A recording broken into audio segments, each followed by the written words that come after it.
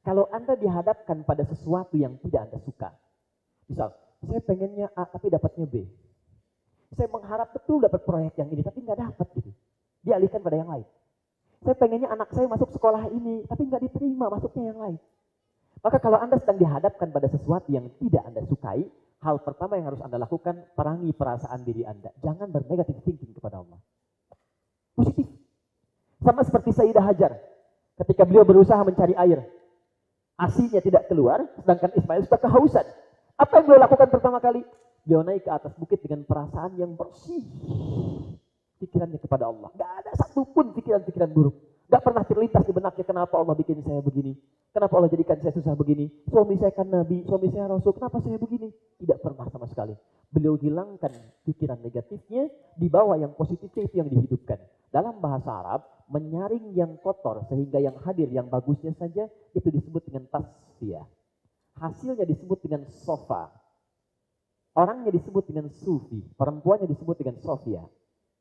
Orang yang mampu menepiskan yang kotor sehingga yang baik-baik yang muncul. Kelak bukit itu saat naik dengan perasaan bersih tadi dikenal dengan bukit sofa. Maka dengan perasaan bersih itu beliau berikhtiar naik. Mencari sesuatu yang sangat diharapkan. Dalam bahasa Arab sesuatu yang sangat diharapkan hasilnya disebut dengan marwah. Jalan turun. Begitu turun melihat semacam ada oase, dipercepat jalannya. Begitu mau dekat ternyata ragu, yakin lagi naik. Begitu ke atas ternyata cuma fata morgana. Bolak-balik, bolak-balik. Begitu yang ketujuh, ke marwah 1, ke sofa 2. Marwah 3, sofa 4. Marwah 5, sofa 6. Marwah 7. Jadi yang umrah, yang haji kalau sa'i, pasti dimulai di sofa, berhenti di marwah, itu pasti. Kalau ada yang berhenti di sofa, itu kalau bukan baru 6 kali, atau dia terlampau soleh 8 kali. Pasti di marwah.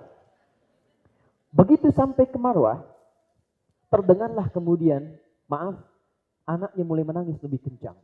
Nangis. Ibunya menyusul ke situ.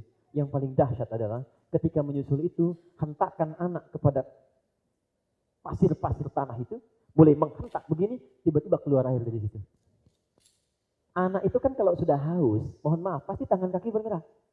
Saya sering katakan begini, Ismail sejak haus pertama kali ibunya nyimpan di tanah, ya Allah. Itu bergerak tangan kaki, tapi nggak keluar air. Ketika ibunya bolak-balik mohon kepada Allah, minta, positive thinking kepada Allah, tiba-tiba terdengar suara lebih kencang balik ke situ. Hentakannya sudah mengeluarkan air dari kakinya keluar, dalam riwayat malaikat menghentakkan sayapnya keluar air dari situ. Kata ibunya, zam.